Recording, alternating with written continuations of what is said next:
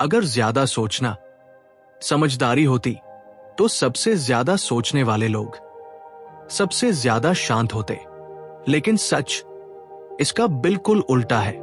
हम जितना ज्यादा सोचते हैं उतने ही बेचैन होते जाते हैं। तो सवाल ये नहीं है कि हम क्या सोचते हैं, सवाल ये है हम इतना ज्यादा सोचते क्यों हैं। नमस्कार और स्वागत है आपका टेल्स ऑफ इंडिया में। आज हम उस मन की बात करेंगे जो कभी रुकता नहीं, जो हर पल या तो बीते कल में रहता है या आने वाले कल में। भारतीय दर्शन इस मन को बहुत गहराई से समझता है। वेदांत कहता है मन का स्वभाव ही सोचना है। तो समस्या सोचना नहीं है, समस्या यह है कि हम खुद को मन समझने लगते हैं। यहीं से उलझन शुरू होती है।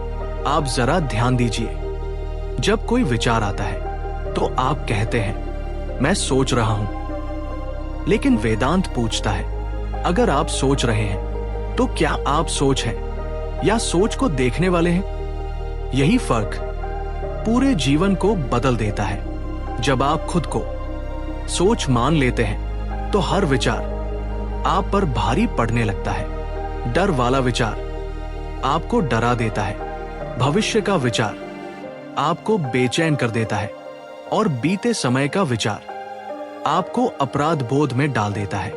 अब एक कड़वा सच समझिए, हम ज्यादा इसलिए सोचते हैं क्योंकि हम जीवन को नियंत्रित करना चाहते हैं।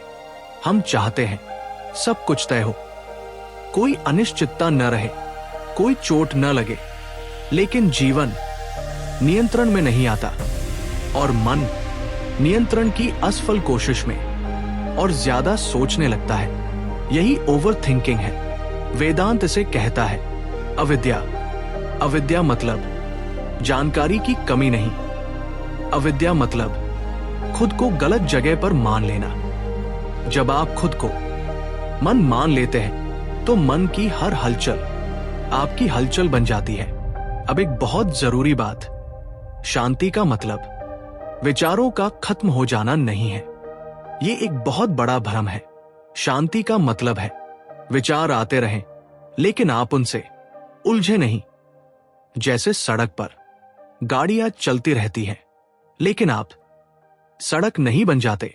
अब सोचिए, अगर हर गाड़ी से आप टकराने लगे तो क्या होगा। यही हम अपने विचारों के साथ करते हैं। अब अंतिम सत्य की ओर आते हैं। आप इसलिए नहीं थकते क्योंकि आप सोचते हैं, आप इसलिए थकते हैं क्योंकि आप हर सोच को जरूरी समझ लेते हैं। वेदांत कहता है जो देख सकता है वो मुक्त हो सकता है।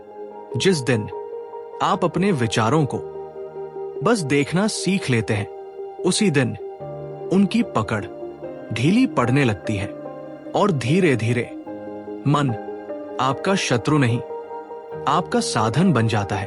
अगर ये वीडियो आपके भीतर कुछ हल्का कर गया हो या आपको अपने मन से थोड़ा अलग महसूस करा पाया हो तो टेल्स ऑफ इंडिया को सब्सक्राइब कर लीजिए और ऐसे ही गहरे और शांत विचारों के साथ हमारे साथ जुड़े रहिए। आप सुन रहे थे टेल्स ऑफ इंडिया।